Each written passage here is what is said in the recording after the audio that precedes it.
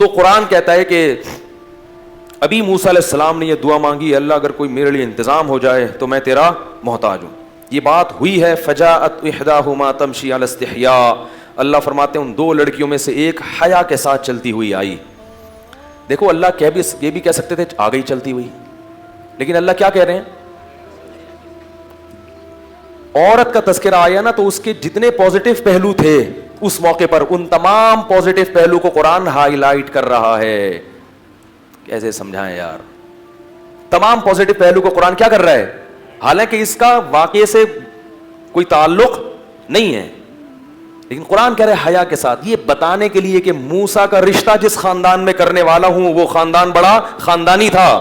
اور خاندانی کی ڈیفینیشن یہ ہے, خاندانی کی یہ ڈیفینیشن نہیں ہے پیسہ زیادہ گھر میں ایئر کنڈیشن لگے ہوئے ہیں. خاندانی کی ڈیفینیشن یہ ہے کہ ان کے گھر کے مرد گھر میں رہتے ہیں, گھر کے مرد گھر کے باہر کے کام کرتے ہیں, اور گھر کی عورتیں گھر میں رہتی ہیں, اور کسی ضرورت سے ان کو گھر سے باہر جانا پڑے تو مردوں کے مجمع میں نہیں گھستی بلکہ تھوڑا ویٹ کر لیتی ہیں, اور اس ویٹ سے ان کا ویٹ بھی لوز ہوتا ہے. جتنی بھائی محنت ہوگی تو ویٹ لوز ہوگا نا. اب خواتین کے ویٹ کیوں بڑھ رہے ہیں, ویٹ ہے ہی نہیں, کسی کوئی محنت ہے ہی نہیں تو ویٹ بڑھ رہا ہے.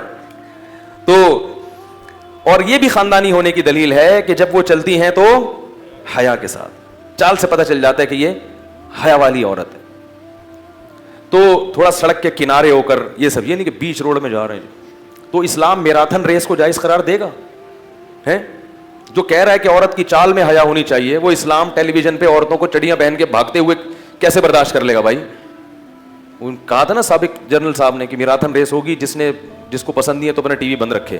یہ اسلامی ملک ہے, اس میں ہم میراتھن ریس کو برداشت نہیں کریں گے. تو میراتھن ریس میں جو بچیاں بھاگتی ہیں نا, وہ گھروں سے بھی پھر اسی طرح اسپیڈ سے بھاگتی ہیں. ٹھیک ہے. تو جاءت احداہما تمشی علی استحیاء, قرآن کہتے ہیں حیا کے ساتھ ان دونوں میں سے ایک چلتی ہوئی آئی. قالت ان ابی, کہنے لگی میرا باپ, یدعوک, آپ کو بلا رہا ہے, لیجزیک اجر ما سقیت لنا, آپ نے جو ہماری خدمت کی ہے نا, میرا باپ اس کی اجرت دینا چاہتا ہے. آپ کیسا خاندانی باپ تھا یار. موسیٰ علیہ السلام نے فری میں خدمت کی, لیکن غیرت مند آدمی فری میں کوئی خدمت نہیں لیتا. وہ کہتا ہے جب تم نے احسان کیا تو احسان کا بدلہ کیا ہے, احسان. اور ہمارے ہاں مزدور کو باقاعدہ ایگریمنٹ پہ رکھا جاتا ہے, اور پھر بھی اس کی تنخواہ اس کو پورا نچوڑ لیں گے, جتنی تنخواہ بنتی ہے وہ بھی نہیں دیں گے.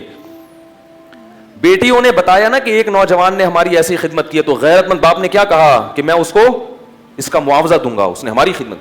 ایک ایک پہلو کیا ہے قرآن کا جس کو قرآن ہائی لائٹ کر رہا ہے, اس لیے کہ ہم اپنی زندگی میں ان اخلاق کو, بولو یار, پیدا کریں, اختیار کریں ان اخلاق کو. کھا جاتے ہیں لوگوں کی اجرتیں, تنخواہیں نہیں دیتے. بھی وہ بیٹھے ہوئے قاری خلیل صاحب, تنخواہ نہیں ملی ان کو, پریشان ہیں.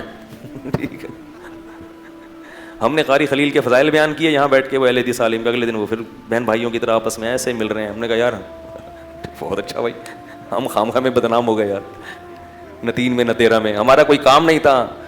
آپ کی خاطر ہم نے آپ کے مخالف فریق کو خامخواہ میں ویسے ہی بلا وجہ ہم نے اس کو بھی الٹا سیدھا کہہ دیا, اور آپ اگلے دن بہن بھائیوں کی طرح مل رہے ہیں. برے کون بن گئے ہم لوگ. اس لیے بھائی ان چیزوں میں پڑھنے کی ضرورت ہے ہی نہیں, کسی کے معاملے میں ٹانگ ہی نہیں اڑاؤ. تو ہم تو پھر بھی ہلکا ہاتھ رکھا تھا. وہ تو عبد الودود صاحب ہے نا, تو بہت زیادہ آگے نکل گئے تھے.